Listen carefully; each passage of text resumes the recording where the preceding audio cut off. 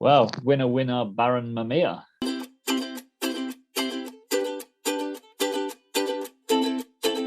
Welcome to the Insiders. It's our Sunday night get-together talk fest. Tonight we're going to talk about the Waterman's Wave, the Water Girls Wave, the Ocean Magic, the big burger out the back, the Inside Bowl, and Baron Mamiya, who's now number one in the world from Wildcards. Let's go, Matt. Sunset, what do you reckon?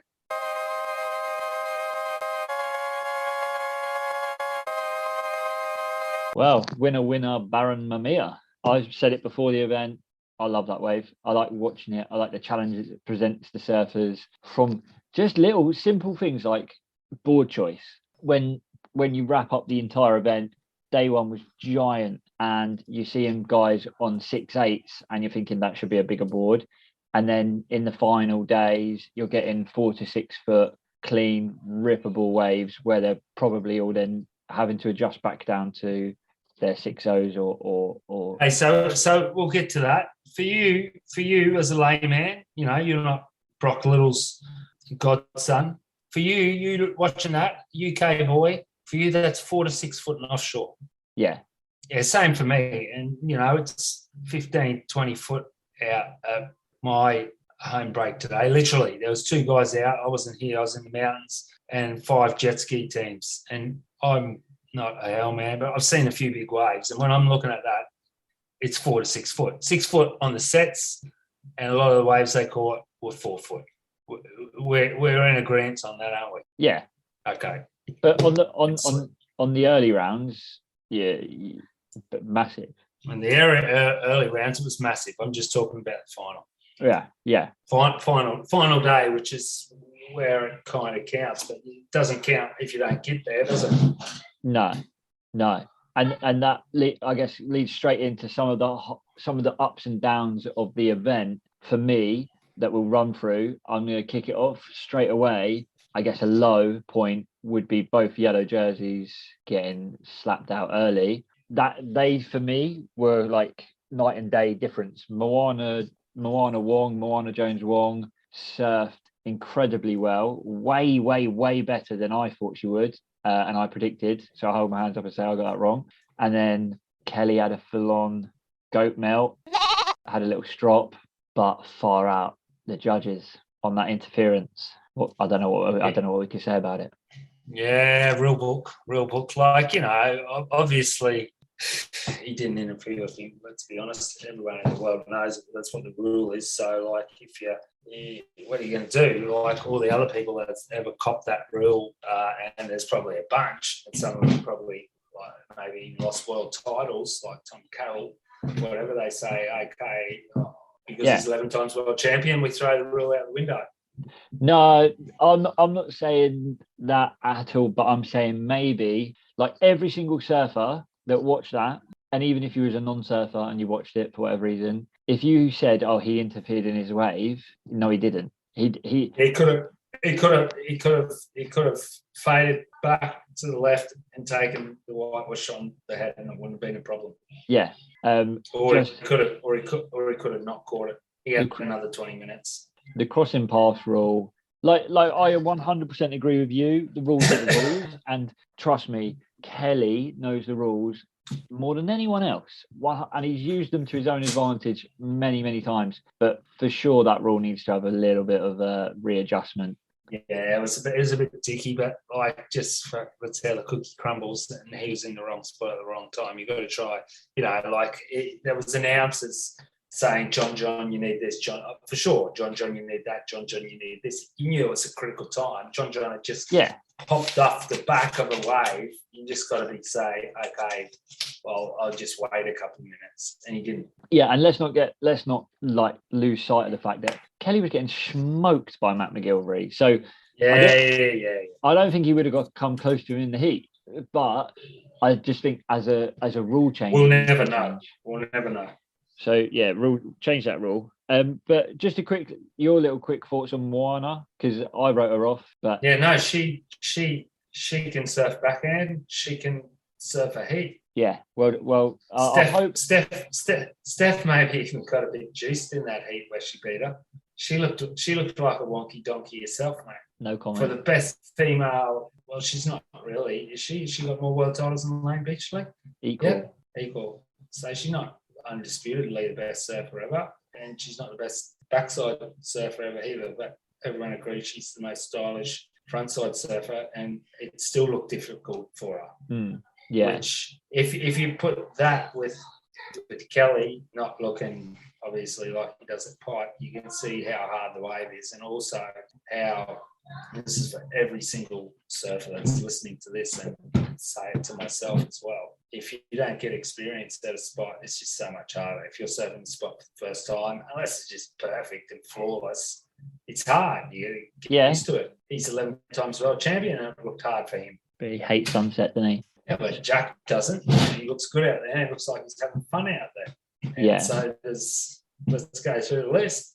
Yeah. So Callum, Jackson Baker, heaps of them look good out there. That was what I was going to say. If we go from a low of that to a high, my first high that I wanted to speak about was our boy Jackson Baker. Oh, he looked good. He looked really, really good. I think he was very unlucky to come up against Geordie looking that good. And my mate, who's South African, said to me he wonders if Geordie didn't get juiced a bit as well, which happened. But Geordie was ripping. I just thought there was a couple of waves where Jackson just fell on the last move, which could have cemented a massive score. Sure. Yeah, I saw it. But he surfed sick, and I think he a lot of confidence in the fact that now in Portugal and Bells and Margie's that I think he's gonna do well, and I reckon he'll be in the back half of the tour, and we'll be able to support him all year. I'm going to just go through round one, Matt, and we're not going to spend a whole lot of time on this tonight because there's bigger fish to fry. But I'm going to go through round one, and obviously it was like Geordie, Kanoa, Barron, Ima Kalani ripped. He went mad. Yeah, he went nuts. John and Ethan both looked great. Jackson looked good. I thought Griffin Colapinto didn't look as good as he usually does. Chloe and Dino kicked off well. He had a pretty good event. And Jack Robbo and Jake Marshall, who beat Jack Robbo in the first heat, looked good too. He looked good. And then he beat John. And then we'll get to that. So that was our first round in the men's, and I didn't see all the women's. I'm going to be honest, because it was just a busy week for me with plenty of domestic duties at the house, which outnumbered the hours in the day. Tell me. I watched the women's, so I wanted to. We said it on our Instagram, but props to the WSL for how they run that first day with the women's. They waited a bit of time, and then they surfed a lot. And the rookies came through. Betty Lusakura Johnson looked really good. Gabriella Bryant looked solid whole event. Luana Silva looked sick. Malia Manuel on that longer board was a standout for me. Moana Jones was a surprise. The others we predicted, like Goofy Foots, did struggle a bit, which is fair enough and understandable. For me, she had a pretty hard heat, mate. She had Betty Lusakura, who just about. Did she win the QS? No, she won Ali. She's a new shining princess. She had her and Carissa in the first heat. So she had Hawaii's best surfers in the heat with her. Yeah, no doubt. But for me, the standout, especially on day one, I loved watching Molly Picklum surf.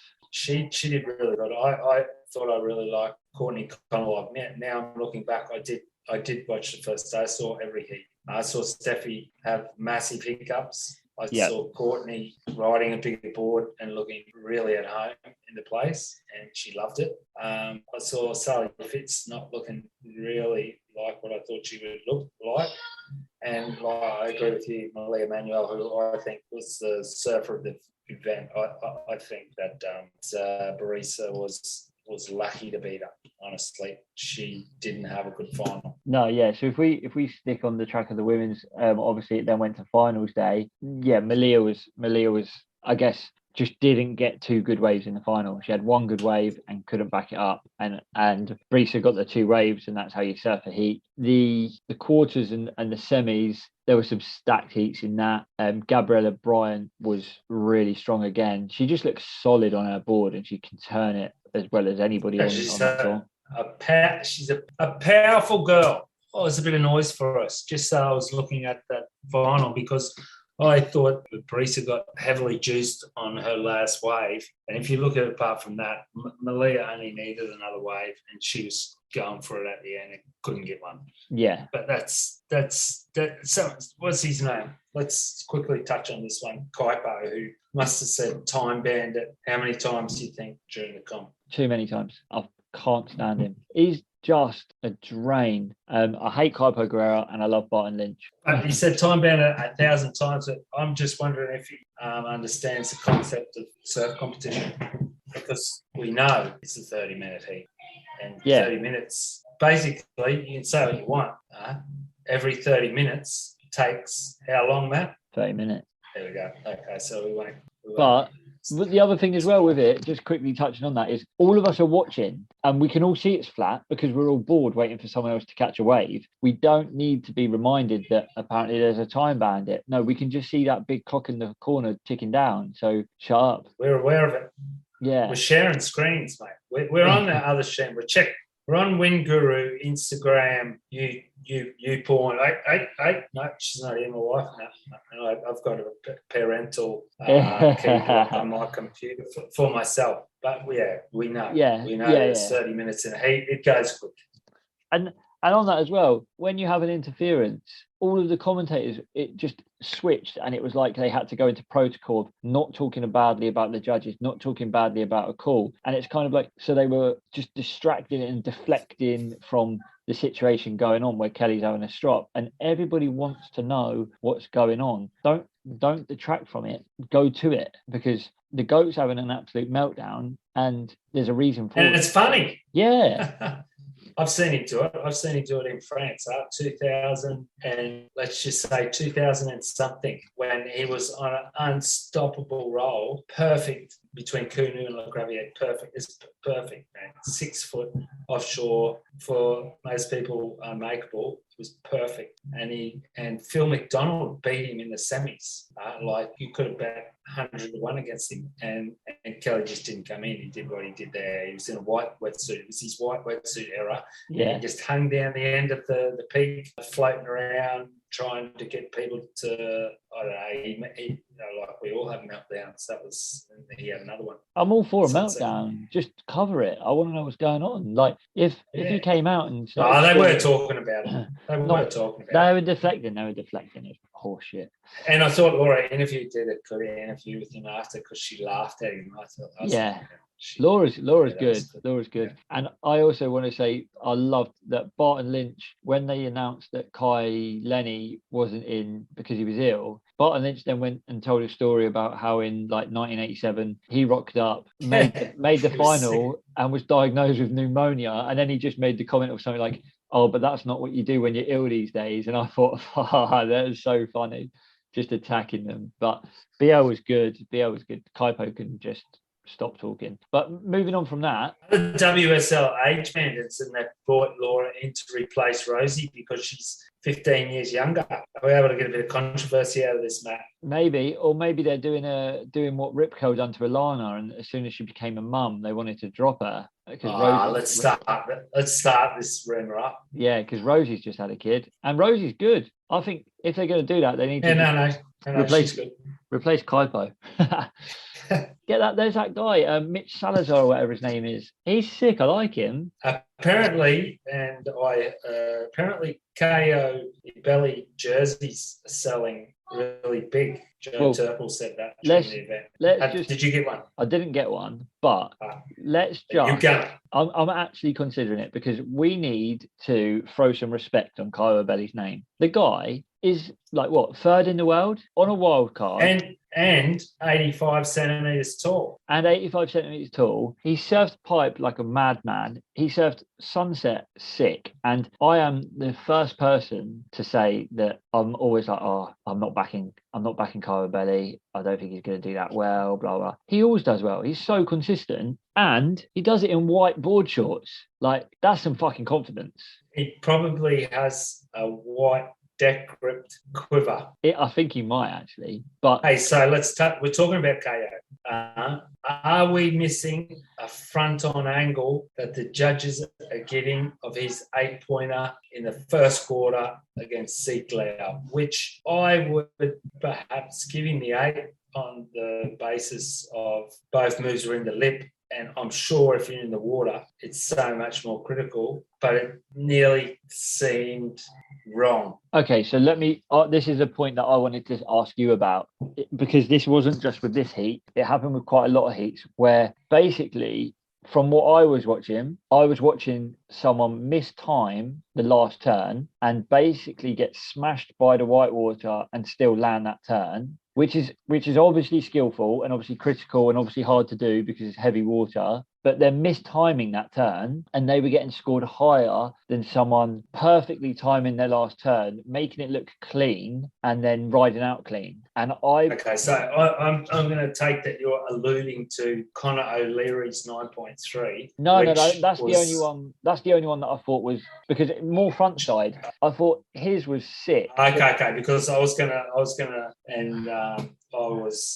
being very presumptuous, Matt, thinking that you were going to say that, because when I saw Connor O'Leary's hit, I just kind of went, oh. Yeah, Connor's was sick. And I think Barton did too. That's why you get points, because at Sunset, and I've been watching it for, I think, since I was 10. If there's a big, massive section coming and you hit it, you're going to get the points. Yeah. And if you go out on the shoulder and do a nice carve, you don't deserve the same points. But what about when you're watching? So there was one, I think Felipe done one. It was definitely Felipe that made me think about it. Sometimes when they mistime, yes, I don't like it. They mistime it and they come down with it and no doubt that's super hard. But then you watch Ethan Ewing or Jack Robinson or a couple of the other people, a couple of other ladies as well. They were banging the pocket on that last turn and made it look like we've discussed it a bit with Ethan Ewing before. They made it look too clean and too wet, too good. And you're like, well, that's better surfing than someone mistiming a turn, in my opinion. And I just thought Kelly did that for 15 years with theatrical body movements, and it just, you can't get around it. That was a bit of a low one for me. I just thought, reward the timing of being able to pace your wave, place your turn perfectly, and not have to be doing something like a mistimed turn coming down with a lip. But we're gonna formulate a very well articulated letter, and we'll send it to them, Matt. We better get you to write that then. Okay, the other big thing that happened in the competition that we've got to talk about is John getting knocked out in round 3. Yeah, so second time in 2 events that basically breaking a board has broken John's chances, because in pipe he took that stupid wave and smashed his board up and then it put him out of priority. But at Sunset he was on a bit of a heater. The wave, he'd tagged the wave like 3 times, and then last turn, just going for a turn, his board snapped, so it's incomplete, didn't quite get the score he needed, or he would have if he makes that turn, and then the ocean didn't cooperate. I have to say, I thought Jake Marshall surfed really well. I did think his 8.6 was cooked. I didn't think it was an 8.6. It was an 8.3, wasn't it? I think it was an 8.6, but I'm backing you. I'm backing me as well.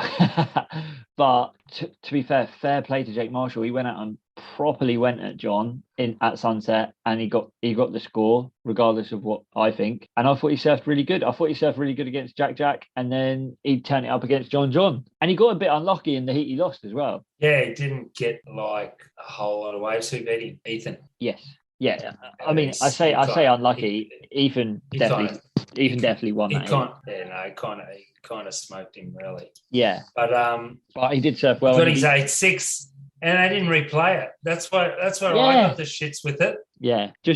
So at least we can procrastinate. But when I saw it live, I thought, they're going to score that, because it was 2 big hits. And we're only seeing on the computer screen. So who are you duff burgers around the world? Like, you're just looking on a computer screen. Like, it's 4 times bigger than what it looks. So when a dude does big hit at Sunset, when they're calling it 10-foot plus, that's a big hit on as big a section as he can actually do a hit, because they're not doing hits at Waimea. They're not doing hits at Nazaré. They're not doing hits there. Yeah. Sunset, they're hitting the lip at 10 foot. That can break you in two. Yeah, and to touch on your no replay part of that comment, Lipped say it, and there's this like hashtag 4-minute movement thing that KL Bellwarren and Harry Mann have discussed. It infuriates me. Like, I missed the first 4 minutes of every heat because of shit house adverts. And but then again, I thought some of the camera angles at sunset with the drones, there was a wave that Moana won caught. It was a drone like directly above her, and I was like, wow, that is mad good like camera angle. But just show us the full heat. You come back from an advert and you see someone sitting on like a 10-point score 4 minutes into a heat. And if it's not a big name, if it's Jake Marshall, you don't get to see the wave. I like how they can often be talking about nothing, and in the background you're seeing guys take off, and like you go, gee, wish I could, like, can they not just get a close up of that, because that's going to be an important wave to the heat. We've been waiting 8 minutes for that. Yeah, but again, I'm a very fair guy, and what I would say is one thing I really enjoyed was throughout the whole event, there was a lot of talk about who's riding what board are you on. When they were doing interviews, they were asking almost everybody, what size is your board, what you're riding, what fins you're riding. And for a self-confessed board nerd, I like that. I like that insight. So everyone does. So you want to understand what they're doing, and like I said to you earlier this evening, for example, dudes that are saying, obviously it wasn't as big as the first couple of days. Like fuck, excuse my language, everyone in the world, especially Christians. When I'm looking at the webcam of Surfline before the comp's on to see, and it's looking small, like you're spewing. But then actually, when you're seeing dudes out there like Barron, Ethan, everyone, Kanoa, some of the turns they did, man, were huge. Like, it's because there's heaps of push and a big bowling pocket coming at them. And I still think it was really good waves to showcase what all of these dudes are good at. I agree. And the other thing was, especially rounds 1 and 2, you had almost every person, like Kanoa said it, I think it was Griffey said it, or someone else who said it as well, coming out going, it's really hard to surf at the moment. They were saying that is a really, really hard wave to go and surf. Geordie Smith said it was actually saying it's difficult to go and surf that when it's that big. And people were sitting there going, they should be doing better, they should be finishing the turn, they should be doing this, doing that. I would challenge that person just to paddle out, let alone catch a wave. Yeah, and like, it's always going to be better. There's 4 days you got to run now. Yeah. There you go. Like, I reckon from what I saw, they could have waited till like next Friday, and it was kind of cooking. I don't understand, but I'm assuming once you've kicked off the concert, they don't want people to go cold. Everyone else is leaving. They can't afford to keep every employee on the site for the next 10 days for the last 4 heats. And people are up and running. Exactly. So that's why they keep going. They thought this was going to come. They're obviously paying Surfline $1 trillion. And if they get it wrong, they can get a credit note, can't they? A good close friend of mine, an Argentinian surfer he's an old boy, but he still sends it. He said to me once, never wait for waves if there's already waves. And it was good enough to run finals day, in my opinion. And if they hadn't have run and then the swell dissipated or the conditions weren't as good, you'd have been criticised in them anyway. They can never win. But yeah, I agree with you. Don't sit in your sofa chairs and criticise when it's still a sick wave. And okay, so finals day, like for me, I thought the surfer of the day personally, and he didn't win, was Kanoa Igarashi on both sides. I think he had a bit of a meltdown, which means you don't win, because Barron didn't have a meltdown in the final, but Kanoa, who just smashed the living daylights out of it and just about did in every heat. And you wonder where he's coming from, because he's not coming from Hawaii. Like when he was younger, and I met him a whole bunch of times when he was a little kid, hanging with Leo and Chuck and Mikey Wright and all them. And everyone just used to say he was a pea-heart. He couldn't handle the big waves. And obviously yesterday wasn't big, but like he said himself in one of the interviews, he got the highest heat total on the first day as well. Yeah, and I agree. Well, so you say he was your best surfer on finals day. I think he was my best surfer of the event in terms of from round one to round final, and just didn't win it. Barron was very, very good. He caught some sick waves. I love the fact that he changed his board up depending on the conditions, and he's a local. But Kanoa got the best heat score in round one. He didn't have a walkthrough. He surfed really, really good against Jack Robinson. And, you know, he's a, you said it to me, the most underrated and the most overrated surfer on tour in one go. And that is the price he pays for being as good as he is. But I also want to throw out to Kanoa his determination to win his heat interviews where people trying to congratulate him on making a quarterfinal and stuff. He's not interested in making quarterfinals anymore. The boy wants to win event. He wants to be in that final five and he wants to take out Trestles. And I love that attitude about Kanoa. And I don't think he's ashamed of it. And I don't think he should be. So for me, Kanoa was the surfer of the event. I thought Barron was sick. And I was going to bring it up that when you now look at the ratings, men and women, you've got world number one is a wild card. Barron joined a group of only 4 other wild cards to ever win an event, which is amazing. World number 3 on the men's, Kyle Belli, is technically a wild card because he replaced Medina. Moana Jones won pipe and is still in the top 5 of the women's. Brisa Hennessy, I'm pretty sure she fell off tour and requalified through the QS, I believe. I might be wrong about that. She's now world number 1. And you've got like Gabriella Bryant up there, Lorna Silva up there, Molly Pickham done really well, India Robinson done really well. These wild cards aren't coming to play anymore. Like they're not coming to mess about. They're there to. Hey, but it's like, you know, we're talking Hawaii here, and it's the one place that everyone's always known that. And like we said, even if 11-time world champ struggles at a wave because he doesn't surf it much, what chance do the rest of the field have when they're coming up against someone like Barron, Mamaya, Sunset, or Moana Jones at pipe? They've kind of got no chance. Yeah, but where would Barron, if Kelly didn't get the buzzer beater against Barron at pipe, he could have won both events quite easily. Yeah, but you can't say that because it's speculation. Yeah, but he would have still had to make to get to the final. What it leaves now is a question I was going to pose to you is, so Moana Jones won an event and then basically finished last place in an event. Does she get a wild card to Portugal? Yeah, she will. She should. I mean, how would I know, honestly? But I just want to sound important by saying yes, she will. I just can't see how they won't give it to her. And come on, you bet your house on they give one to Paramount. They have to. He's number one on the race. He's number one. They have to.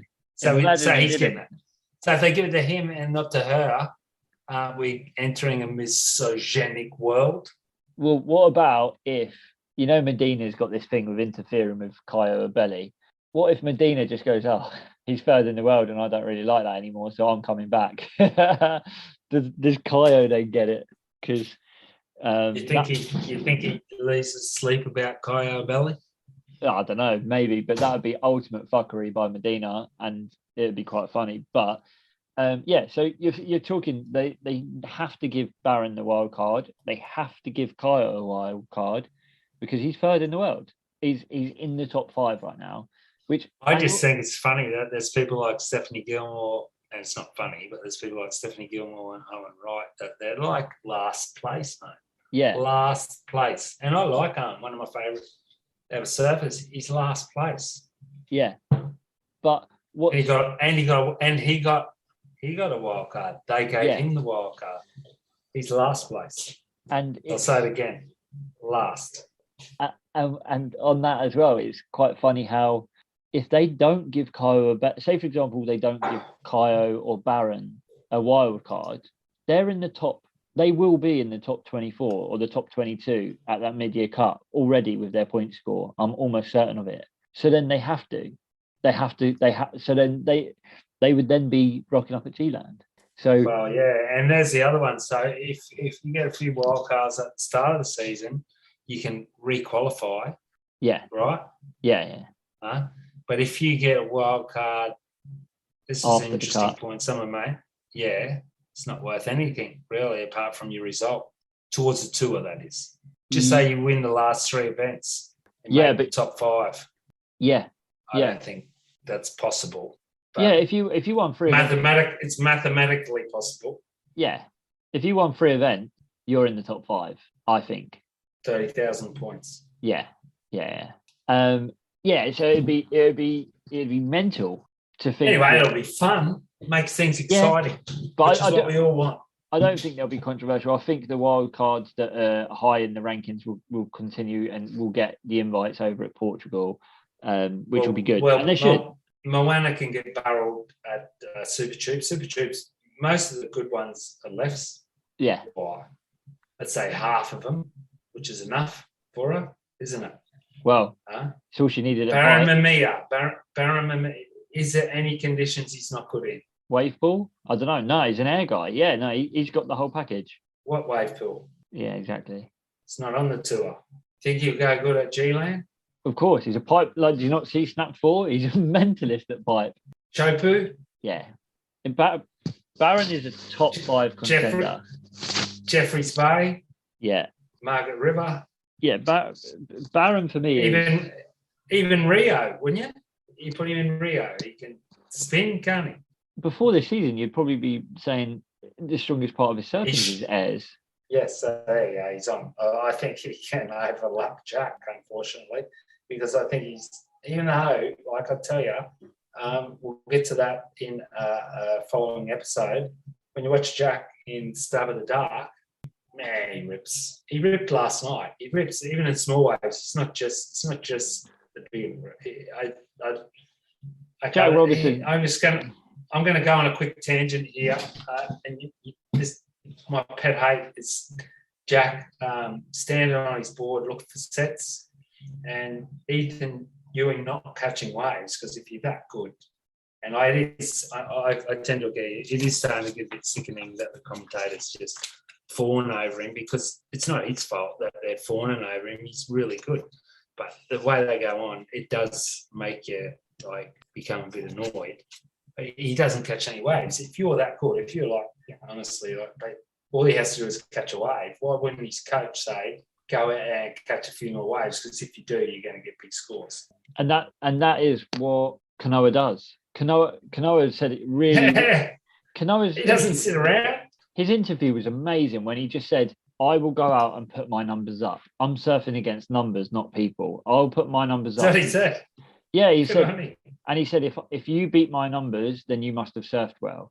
And that, I thought that was that's why I like Kanoa. And yeah, Jack, it's a bit like I used to get super frustrated with Julian Wilson, because he could surf so good and then just sit there, and I was like, come on, just please catch another wave, and he would just sit there, and you think, come on. But it is. And what happens to the collective opinion of the whole world is that they start thinking it's the judge's fault forcing Julian Wilson to surf conservatively for the scores. Yeah. And it's not true.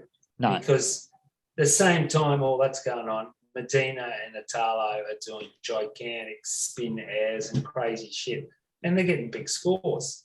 Yeah. They're just taking risks. And taking off on waves that other people wouldn't even look at.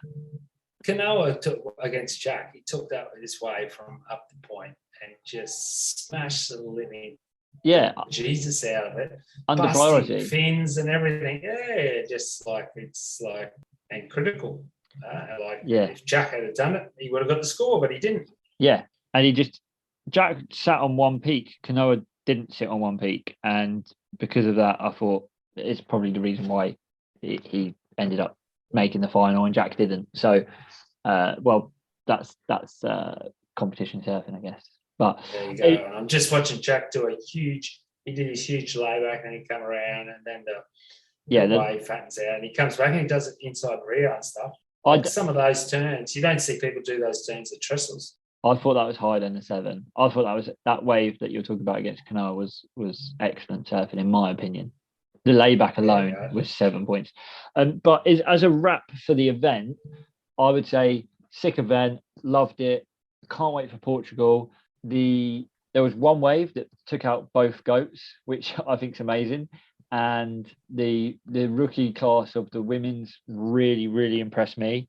The old school got a little bit of a slap in the face. First time Chris has not made a semi-final in about 24 years, which is a mad stat, but it's good that... Which is a long time, because what was she on tour when she was like 3? 2, yeah. And she was making straight off the bottle. Yeah, and making semis. Yeah, so credit to the rookie class. Portugal's been fun. You know what that shows you, Matt, is that our sport, which is fantastic, isn't people swimming laps in a pool where you take off and you can all say, okay, that guy in lane 3 or lane 4 is going to win. And he always does, except for once in a blue moon. Because that's what surfing's good about. Everyone will say, John John's going to win 4 or 5 events in a row. He won 2 in a row. He was in incredible form. But you have a brain fart in competition, and there's a lot of really good guys out there, and he's not even in the top 5. Yeah, no doubt, and no doubt he'll come back. He's got a really good track record in Portugal, and then he heads to. Has he? Yeah. Has he got a good? What is it? He won there the year he won his title, his first world title, I think it was. He won there. Okay, there you he's finaled a couple of times. I mean, if it's anything like it should be, it's getting barreled, and he's the best, up there with the best. So he'll bounce back, but it's super interesting. Like, you just look at that leaderboard and it's mental, which is sick. It is. It's crazy. And wouldn't Hawaii be just loving it, because there's a heap of Hawaiian flags on both sides. And just a shout out to myself, I smashed it on Fantasy Surfer. What score did you get? I don't know my actual score yet. It's not on the WSL one. It's on the Surfer one, the Surfer magazine, where you pick a team. I got 7 and 11. It took me back to the top, nearly the top on both the clubs I'm in. Yeah, good effort. Based on Barron, and I thought it was, honestly, who would have thought that KA was going to be? It was kind of controversial heat for me, honestly. I kind of thought Zeke surfed better. But yeah, me too. And I had Zeke as a power surfer. Yeah, I thought Zeke surfed fair. Sorry, Zeke. Quick shout out to Zeke. I thought he absolutely looked fantastic. And for a big guy who has his legs close together, which is so good to surf, like, there wasn't any hiccups. Hiccups from him came from placement, where Kaya got that wave and did 2 Hail Marys, and that was all she wrote. There was no coming back, because they underscored what I thought his wave was going to be, and that was it. Yeah, but that's a sunset little wrap, I guess. God didn't mean for Zeke to win. Yeah, it wasn't in God's plan for that day. Wasn't he? Had fuck all else to do. So he just wanted to fuck Zeke. Except for watching sunset. Yes. Yeah. Do's and don'ts, Matt. What's your do's? Do's and don'ts. So do go and watch the Stab in the Dark with Jack Robinson. Pay for premium Stab if you want to. Rob it off of someone else. I've watched it twice. I think it's sick. I guessed most of the boards correctly, according to a little picture that I managed to obtain, which I'm pretty proud of. And everyone needs to watch it. So my surfing do is go and watch Stab in the Dark. Is Jack the new Oki? You would have to have. I caught. Can't remember. I only caught the end of Ok. I love Oki, and I've watched a lot of his surfing, but I didn't see him like in terms of what he's about. isn't he sometimes uncomfortable and a bit cringy to watch, Jack? Yes. When Yeah. he gets confused on, and I don't think he's confused, it's just the way he comments on things. I think so. And where they try and do he's funny. He's funny. Where they try and do the cute kind of like look up at the camera intros and shit like that, you can feel how much he hates it, and he just wants to go and surf, which is understandable when you surf like that. What's he don't? My don't would have to be, don't be the guy or girl who is littering at your local spot or at any surf spot. Actually, I saw a couple of times this week, we've had some wind and there's been some swell about, like it's been rubbish, but actually twice in 2 different locations, I saw someone open a block of wax up and throw the box on the floor. And like, it's a cardboard box, doesn't make a difference. Like, as surfers, we shouldn't be littering. As humans, we shouldn't be littering. Did you have a go on them? I actually didn't, because I was getting changed out of a cold wetsuit in high winds, and they were kind of. I'm calling you a soft cock, Matt. But that. I'll take next that. time you see it.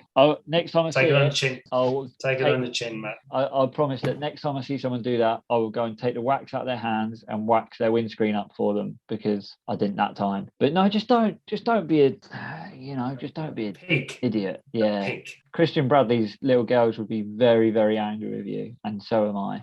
What are your do's and don'ts? Do have extra leash strings in your new school or whatever it is, your ashtray. Always a couple. Yep. In case you change boards, your leash.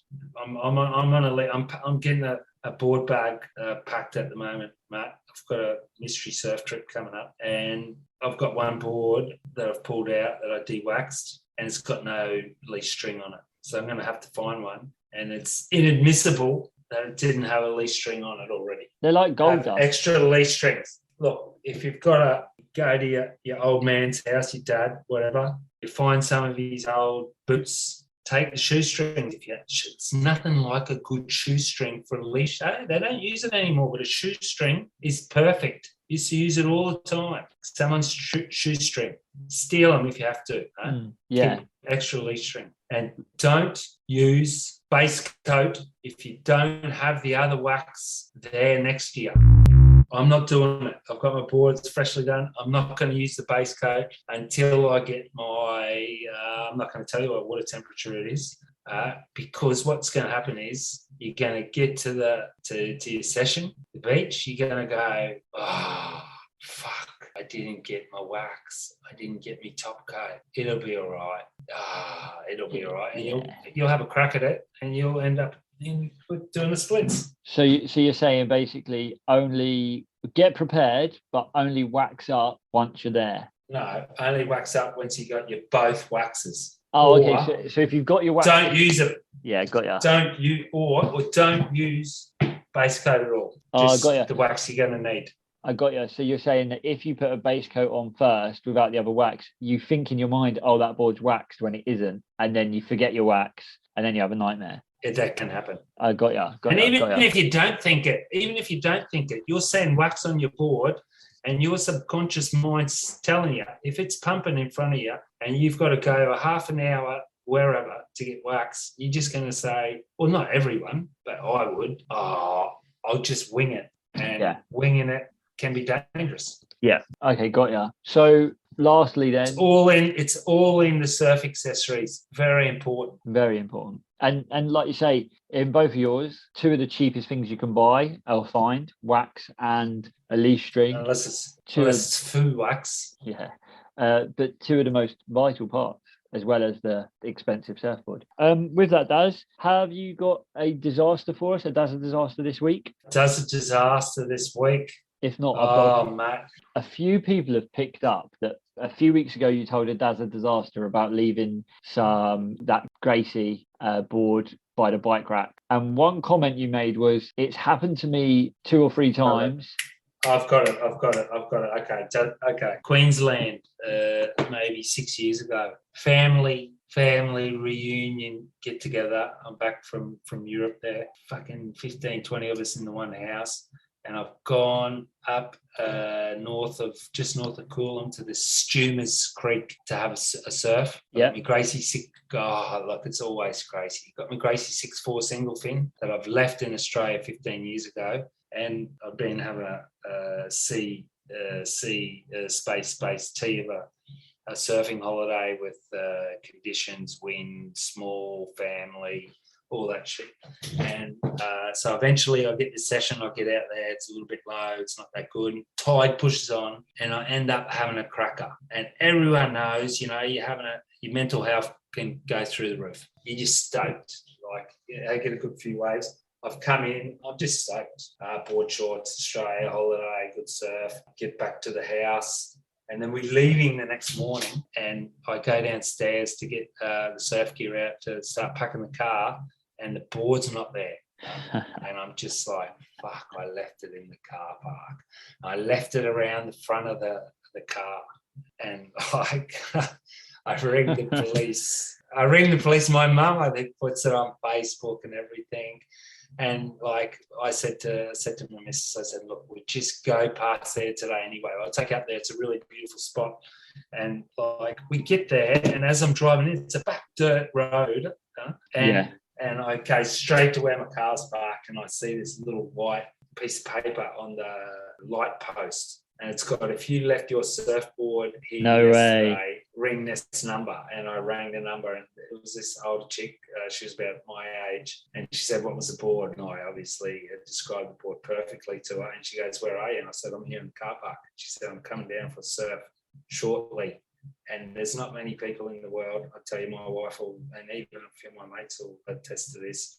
And now I've got a whole bucket load. Christian Bradley will tell you he saw a beauty. But disasters often just fizzle out into freaks. I got the board back. Doesn't usually happen, but I did. That's about the only time that I've lost one, that time in Biscarrosse. So thank God to this lady die, and it shows good karma is good karma. If I found a surfboard in the car park, I'd try and get it back to the person. I know I would. And okay. Even if that hadn't happened. That leads back to my question at the start of that jogged your memory on that is, how have you done it more than once? Matt, just don't be worried about that. That's a wrap. Don't you worry about that. Good evening. Good au revoir.